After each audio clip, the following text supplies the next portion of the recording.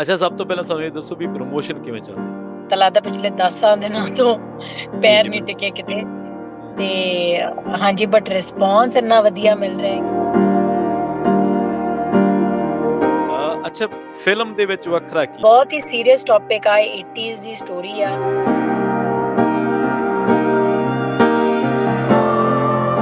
ਔਰਤ ਜੇ ਬੱਚਾ ਜਨਮ ਨਹੀਂ ਲੈਂਦਾ ਔਰਤ ਦੀ ਕੁੱਖੋਂ ਤਾਂ ਕੀ ਮਤਲਬ ਤੁਹਾਡੇ ਪੁਆਇੰਟ ਆਫ ਵਿਊ ਨਾਲ ਕੀ ਚੀਜ਼ਾਂ ਜਾਇਜ਼ ਨੇ ਕਿ ਉਹਦੀ ਸਪੇਸ ਕੋਈ ਹੋਰ ਔਰਤ ਲੈ ਲਵੇ?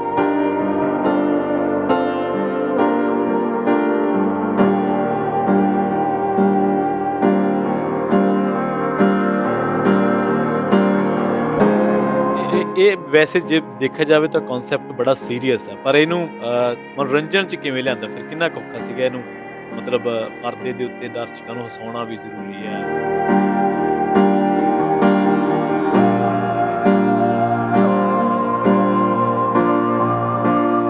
ਉਹਦਾ ਇੱਕ ਡਾਇਲੋਗ ਸੀਗਾ, "ਸੱਟ ਡੂੰਘੀ ਖਾ ਗਿਆ ਲੱਗਦਾ ਹੈ, ਸਮਝ ਨਹੀਂ ਆਉਂਦੀ ਕਿਵੇਂ ਭਰੂ", ਹਨਾ? ਜੇ ਉਹ ਤੁਸੀਂ ਪਲੀਜ਼ ਥੋੜਾ ਜਿਹਾ ਬੋਲ ਦਿਓ ਜੇ ਤੁਹਾਡੇ ਯਾਦ ਆ ਤਾਂ। ਸੱਟ ਡੂੰਘੀ ਖਾ ਗਿਆ ਲੱਗਦਾ। ਜੀ। ਹੁਣ ਸਮਝ ਨਹੀਂ ਆ ਰਿਹਾ ਨਾ ਕਿ ਹੂੰ। ਫੱਟ ਖੁੱਲਾ ਛੱਡ ਕੇ ਛੇਤੀ ਭਰੂ ਜਾਂ ਜੀ, ਪੱਟੀ ਬਣ ਕੇ। ਜੀ। ਜਿਵੇਂ ਮੈਂ ਤੁਹਾਨੂੰ ਪਹਿਲਾਂ ਕਿਹਾ ਜੀ, ਕੁਝ ਫਿਲਮਾਂ ਹੁੰਦੀਆਂ ਪਿਓਰ ਐਂਟਰਟੇਨਰ, ਸਟ੍ਰੈਸ ਬਸਟਰ ਵਾਲੀਆਂ ਫਿਲਮਾਂ।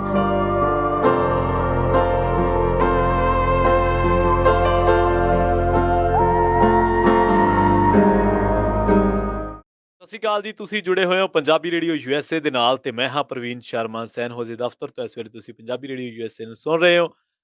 ਪ੍ਰੋਗਰਾਮ ਦੇ ਵਿੱਚ ਸਾਡੇ ਨਾਲ ਜੁੜਨਗੇ ਸਰਗੁਣ ਮਹਿਤਾ। ਨਵੀਂ ਫਿਲਮ ਆ ਰਹੀ ਹੈ। ਅੱਜ ਦਾ ਜਿਹੜਾ ਆਪਣਾ ਐਪੀਸੋਡ ਹੈ ਇਹ ਮਨੋਰੰਜਨ ਦੀ ਦੁਨੀਆ ਨਾਲ ਜੁੜਿਆ ਹੋਇਆ। ਸਰਗੁਣ ਮਹਿਤਾ ਜੀ ਆਪਾਂ ਨੂੰ ਜੁਆਇਨ ਕਰਨਗੇ ਤੇ ਉਹਨਾਂ ਦੀ ਜਿਹੜੀ ਫਿਲਮ ਆ ਰਹੀ ਹੈ ਸੌਕਣੇ ਨਹੀਂ ਸੌਕਣੇ, ਉਹ ਫਿਲਮ ਕਿਸ ਤਰ੍ਹਾਂ ਦੀ ਹੈ ਤੇ ਉਹਦੀਆਂ ਪ੍ਰਮੋਸ਼ਨਸ ਕਿਵੇਂ ਚੱਲ ਰਹੀਆਂ ਨੇ, ਕਦੋਂ ਫਿਲਮ ਆ ਰਹੀ ਹੈ ਤੇ ਫਿਲਮ ਦੇ ਵਿੱਚ ਕੀ ਹੈ ਕੁਝ ਖਾਸ, ਇਹ ਦੱਸਣ ਦੇ ਲਈ ਸਾਡੇ ਨਾਲ ਸਾਨੂੰ ਜੁਆਇਨ ਕਰਨਗੇ ਸਰਗੁਣ ਮਹਿਤਾ ਜੀ।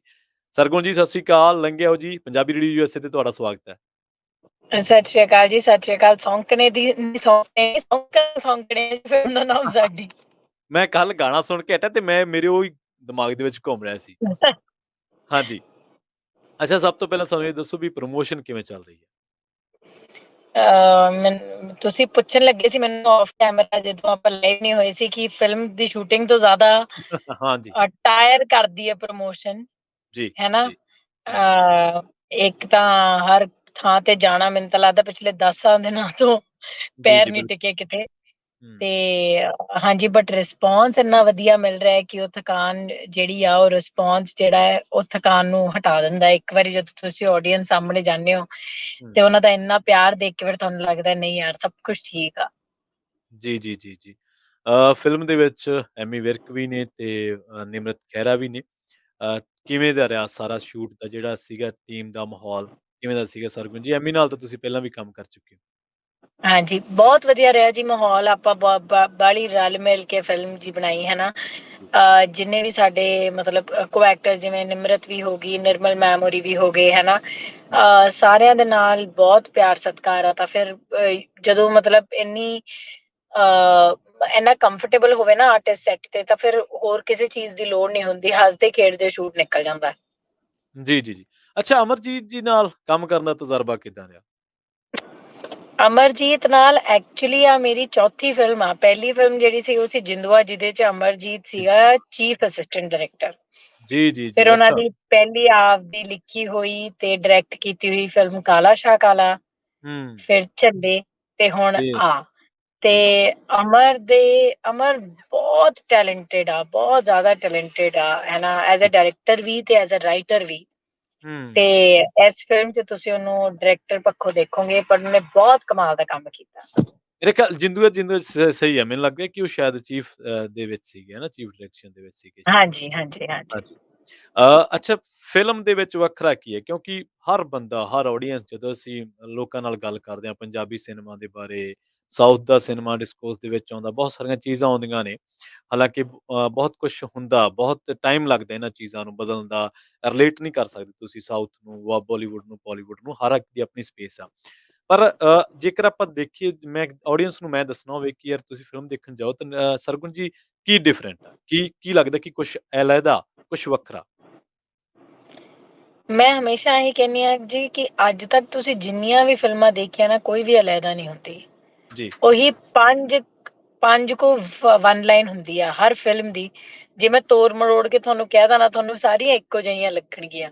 ਜੀ। ਕਿਉਂਕਿ ਕਹਾਣੀਆਂ ਜਿਹੜੀਆਂ ਮਤਲਬ ਉਹੀ ਪਿਆਰ, ਉਹੀ ਸਾਰਾ ਕੁਛ ਹੁੰਦਾ ਹੈ ਹਨਾ। ਹੂੰ, ਤੁਸੀਂ ਬਸ ਜਿਹੜੀ ਪ੍ਰੈਜੈਂਟੇਸ਼ਨ ਆ, ਤੁਸੀਂ ਕਿਸ ਹਿਸਾਬ ਨਾਲ ਉਹਨੂੰ ਰੈਪ ਕਰਕੇ ਕਿਸ ਪੱਖੋਂ ਤੁਸੀਂ ਕਹਾਣੀ ਕਹਿੰਦੇ ਹੋ, ਉਹਦੇ ਜੀ। ਨਾਲ ਸਾਰਾ ਕੁਝ ਬਦਲ ਜਾਂਦਾ ਹੈ ਹਨਾ। ਹੂੰ, ਤੇ ਬਹੁਤ ਹੀ ਸੀਰੀਅਸ ਟੌਪਿਕ ਆ, 80s ਦੀ ਸਟੋਰੀ ਆ।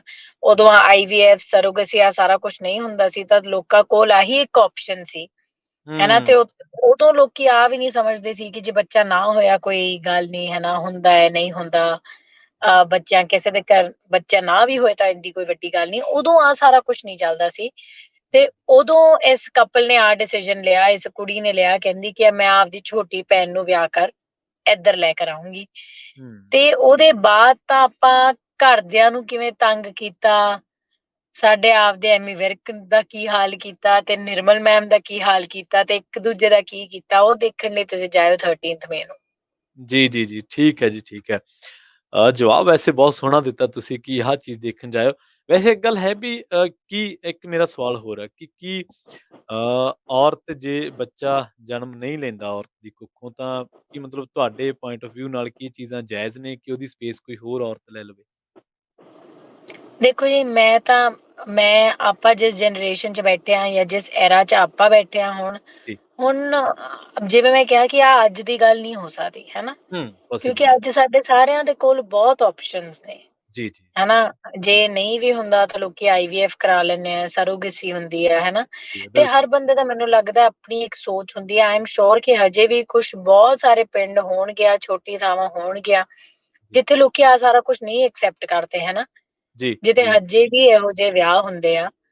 ਉਹ ਹੂੰ, ਹੁਣ ਉਹਨਾਂ ਦੀ ਫੈਮਿਲੀਜ਼ 'ਚ ਕੀ ਵਾਪਰਦਾ, ਉਹ ਉਹਨਾਂ ਦੀ ਫੈਮਿਲੀਜ਼ ਹੀ ਕਹਿ ਸਕਦੀ ਹੈ ਹਨਾ। ਜਾਂ ਉਹਨਾਂ ਦੇ ਕਦੇ-ਕਦੇ ਕੁੜੀ ਦੀ ਆਪ ਦੀ ਮਰਜ਼ੀ ਹੁੰਦੀ ਹੈ ਨਾ, ਕੁੜੀ ਨੂੰ ਆਪ ਨੂੰ ਲੱਗਦਾ ਹੈ ਕਿ ਆਏਂ ਹੋ ਜਾ ਤਾਂ ਬੈਟਰ ਆ ਹੈਨਾ।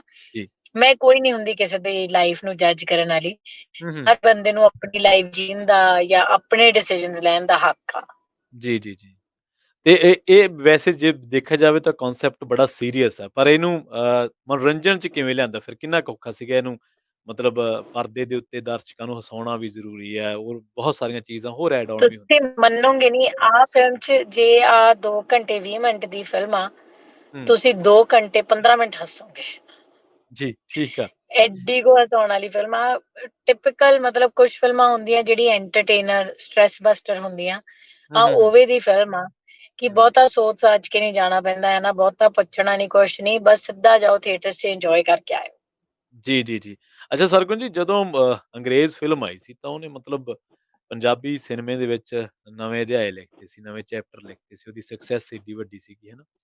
ਉਹਦੇ 'ਚ ਤੁਹਾਡਾ ਡਾਇਲੋਗ ਮੈਨੂੰ ਯਾਦ ਆ, ਮੈਂ 3-4 ਵਾਰੀ ਵੇਖੀ ਉਹ ਸਿਨੇਮਾ ਦੇ ਵਿੱਚ ਫ਼ਿਲਮ।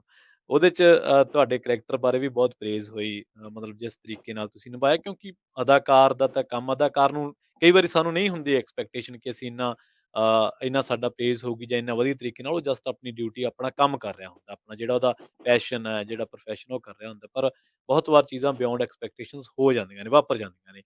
ਉਹਦਾ ਇੱਕ ਡਾਇਲੋਗ ਸੀਗਾ, "ਸੱਟ ਡੂੰਘੀ ਖਾ ਗਿਆ ਲੱਗਦਾ ਹੈ, ਸਮਝ ਨਹੀਂ ਆਉਂਦੀ ਕਿਵੇਂ ਭਰੂ" ਹਨਾ? ਜੇ ਉਹ ਤੁਸੀਂ ਪਲੀਜ਼ ਥੋੜ੍ਹਾ ਜਿਹਾ ਬੋਲ ਦਿਓ ਜੇ ਤੁਹਾਡੇ ਯਾਦ ਆ ਤਾਂ? ਸੱਟ ਡੂੰਘੀ ਖਾ ਗਿਆ ਲੱਗਦਾ।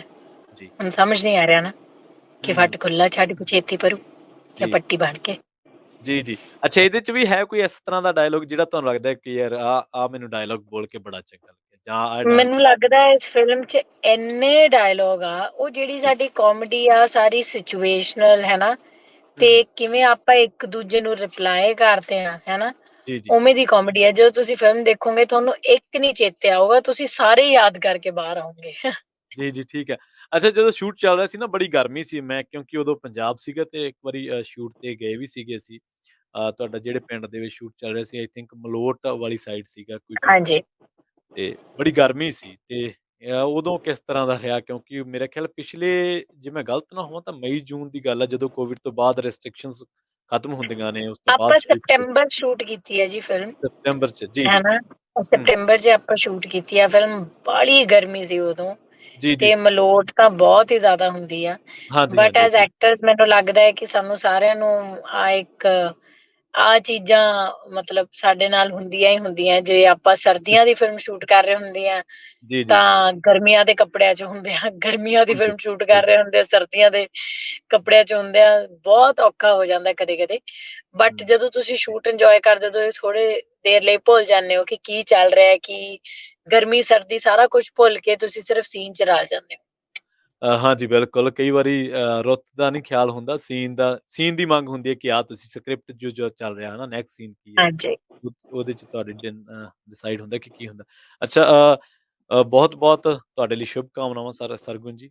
ਉਮੀਦ ਹੈ ਕਿ ਇਹ ਫਿਲਮ ਵੀ ਦਰਸ਼ਕਾਂ ਨੂੰ ਨਿਰਾਸ਼ ਨਹੀਂ ਕਰੇਗੀ। ਜਾਂਦੇ-ਜਾਂਦੇ ਕੋਈ ਪੰਜਾਬੀ ਰੇਡੀਓ ਯੂਐਸਏ ਦੀ ਆਡੀਅנס ਨਾਲ ਕੋਈ ਦਿਲ ਦੀ ਗੱਲ ਕਰਨਾ ਚਾਹੋ ਤਾਂ ਤੁਸੀਂ ਕਰ ਸਕਦੇ ਹੋ।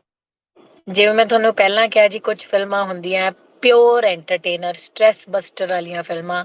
ਜੀ, ਤੁਸੀਂ ਪਲੀਜ਼ ਆਪਦੀ ਫੈਮਿਲੀਜ਼ ਨਾਲ ਜਾਇਓ, ਹੈ ਨਾ? ਤੁਹਾਡੇ ਵੱਡੇ ਬਜ਼ੁਰਗਾਂ ਨੂੰ ਵੀ ਬਹੁਤ ਪਸੰਦ ਆਊਗੀ ਫਿਲਮ, ਬੱਚਿਆਂ ਨੂੰ, ਫਰੈਂਡਸ ਨੂੰ, ਜੀ, ਜਿਹਦੇ ਨਾਲ ਵੀ ਜਾਣਾ ਹੈ ਜਾਓ। 13th ਮੈਨੂੰ ਸਾਡੀ ਫਿਲਮ ਆ ਰਹੀ ਹੈ ਜੀ, ਸੌਂਕਣ ਸੌਂਕਣੇ, ਜਾ ਕੇ ਇੰਜੋਏ ਕਰੋ ਥੀਏਟਰ 'ਚ। ਜੀ, ਜੀ। ਬਹੁਤ-ਬਹੁਤ ਧੰਨਵਾਦ ਜੀ। Thank you. ਥੈਂਕ